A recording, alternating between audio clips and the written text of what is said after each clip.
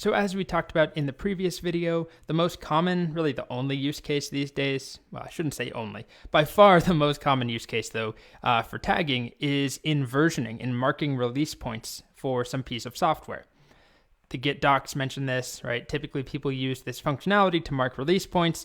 It is really the thing tags are used for. So in this video, we're not going to talk about tags specifically. We're not going to see any commands, but I want to talk about semantic versioning. Semantic versioning is a protocol, a specification, a set of rules and requirements that dictate how version numbers are assigned and incremented, basically the meaning of these three numbers with two dots between them. You've probably seen this system before. It's really widespread these days, and it is tied tightly to the usage of Git tags. Okay? So the whole point here of semantic versioning, it's an actual specification that we can take a look at. It's a nice and short document. Not bad compared to some of the other software specs out there. And the idea is just to lay out this set of rules for making versioning transparent and consistent and meaningful so that these release numbers actually have meaning encoded in those 3 digits. So the system is 3 numbers with 2 dots between them, and each spot indicates something different. So on the far left, we have major releases. Then we have minor releases in the middle, and then patches on the right. So typically, if you start out development with some application or some library that you're creating, the initial public-facing release will be 1.0.0. And I believe that's actually codified in here somewhere. Let's see. Version 1.0.0 defines a public API. Yes. So that's one of the rules here. There's a couple of rules. Then, once you have that initial release out, small changes, patch releases, are going to be indicated here on the far right. So patches do not contain new features or significant changes, definitely no breaking changes, often just bug fixes and minor changes that don't impact how people use the code or the piece of software.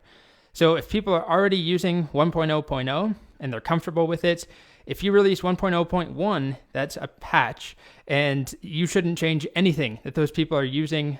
You shouldn't, surprise people or break anything that they're doing. So patches are small and they happen pretty frequently.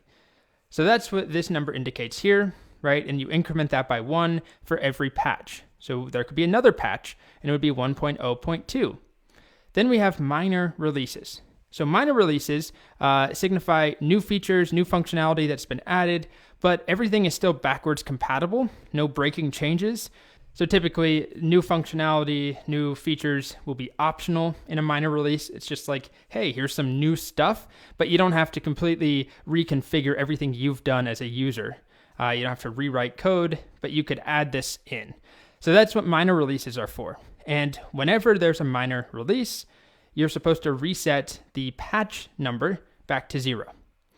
So then you could have 1.1.1, 1.1.2, 1.1.3, but then as soon as there's a new minor release, 1.2.0. And then we get to major releases. Major releases are for significant changes that are not backwards compatible. Features may be entirely removed, changed substantially, right? It will often include breaking changes. So there's a big difference between a minor release and a major release. And the protocol is that for a major release, you increment that number, and then you set the other 2 back to 0.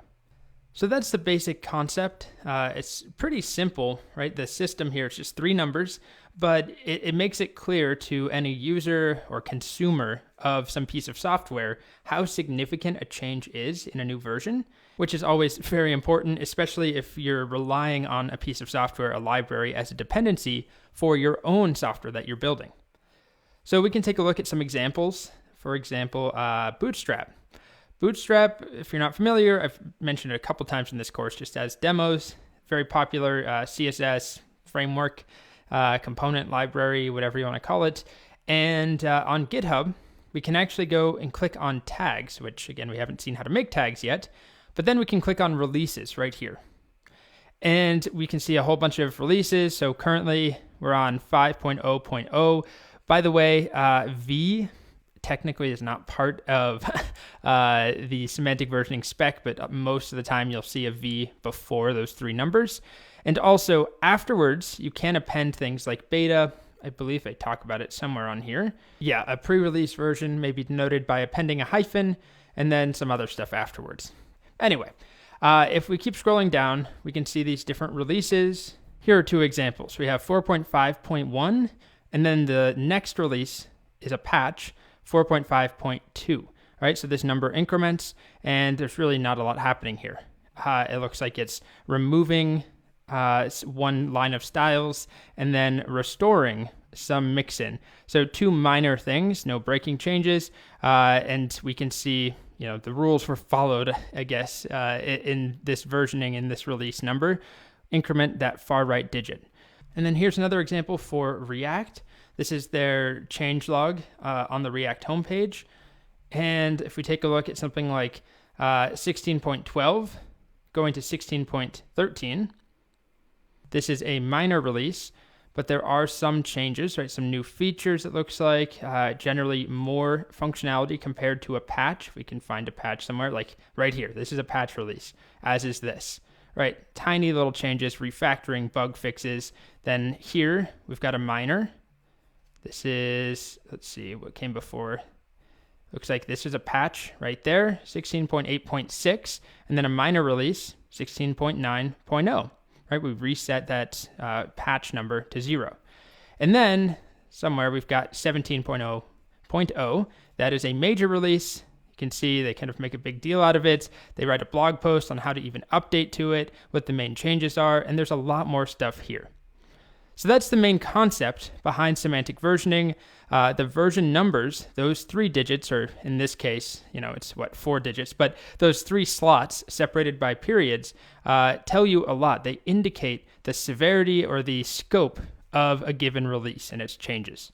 Okay, so let's get back to tagging in the next video.